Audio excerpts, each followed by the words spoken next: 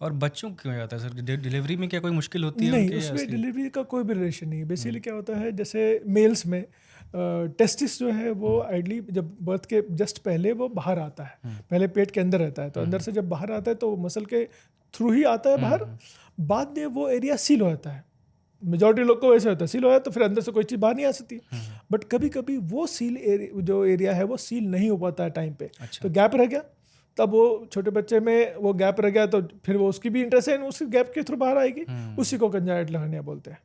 तो उस तरह के सिचुएशन में भी आइडली कहते हैं, जैसे अगर छोटा मोटा है आप 1-2 साल वेट करो, कई बार वो धीरे धीरे करके बॉडी उसको वापस बंद कर लेता है, तब कोई ऑपरेशन करने की जरूरत नहीं पड़ी। बट अगर बहुत बड़ा है, बार बार बच्चा रोता है और वो बाहर आता है, तो उस तरह की सिचुएशन में बच्चे में भी ऑपरेट करना पड़ जाता है। नहीं तो सेम कॉम्प्लिकेशंस ऑब्स्ट्रक्शन का या इरिडिसेबिलिटी का वो उनमें भी होता है। बीमारी कोई भेदभाव नहीं करती है। और उन महिलाओं में सर जिनकी सिजेरियन डिलीवरी नहीं हो रही है, मैं कह रहा हूँ, जिनकी हो रही है तो उनका तो एक कह सकते हैं कि हाँ मसल कट हो रही है तो एक चांसेस है, जैसा आप बता रहे हैं।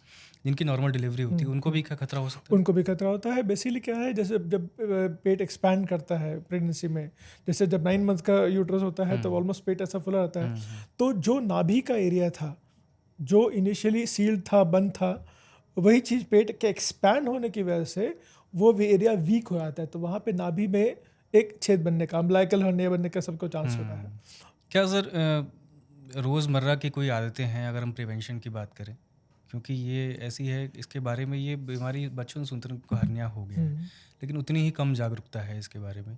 क्या प्रिवेंशन इसके हम अपना सकते हैं इससे देखिए, बचने के लिए? अनफॉर्चुनेटली प्रिवेंशन के लिए ऐसा कुछ नहीं, ऐसा नहीं कुछ आपने कुछ खाया पिया या नहीं खाया पिया उसके कारण बन गया, तो एक्चुअली खाने पीने से कोई रिलेशन नहीं है।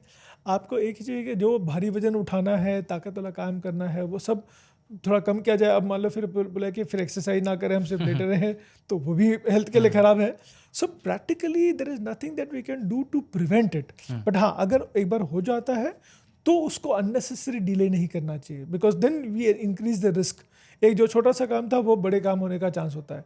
एक जो ऑपरेशन हम आजकल रोबोटिक से करते हैं या लैप्रोस्कोपी से करते हैं, बिना कोई छीरा फाड़ी किए हुए छोटे छोटे छेद से, और एक दिन के बाद हम अगले दिन घर भेज देते हैं, कहानी का दी एंड हो जाता है, प्रॉब्लम का सोल्यूशन हो जाता है।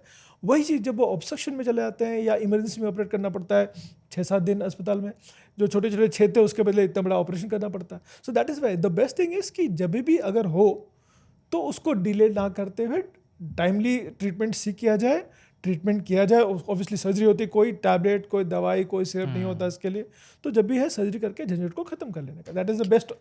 क्या सर्जरी करते हुए ऐसा कोई आपको लगा हो कि ये रिस्क ग्रुप है जिसमें ज़्यादा ये हर्निया होने के चांस हैं?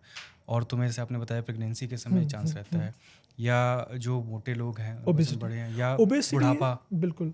देखिए, बुढ़ापा का ऐसे नहीं कि सब बूढ़े को होता है, जवान लोग को नहीं होता, जवान लोग को भी होता है, 20-20 साल 25 साल 15-15 साल के लड़कों को होता है, ठीक है। सो एज पर से is not a factor, but हाँ एल्डरली में भी, क्योंकि बाकी जैसे मसल वीक होते हैं वैसे वहाँ के भी मसल वीक होते हैं। जैसे एल्डरली में 60 के बाद प्रोस्टेट का इशू आता है, तो पेशाब करने में दिक्कत आती है, रुकावट सी होती है, जोर लाना पड़ता है, तो उस जोर लाने के चक्कर में जो ग्रोइन वाले इलाके पहले एकदम सील थे वो खुल जाते हैं और फिर वो हर्निया उनको बनने का चांस होता है। So that is one of the reason. But बोले कि इसमें एज का भी कोई मतलब मेजर फैक्टर नहीं होता इसके।